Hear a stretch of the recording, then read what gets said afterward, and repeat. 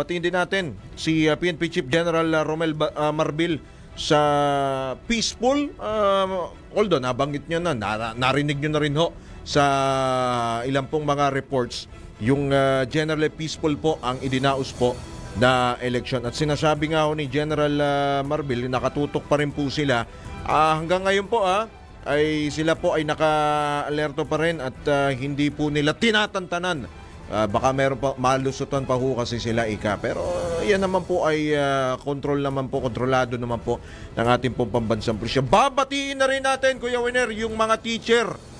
Yung mga teacher po na nagpuyat, nagpakapagod, nagpakapawis, na pumunta po sa mga polling precincts.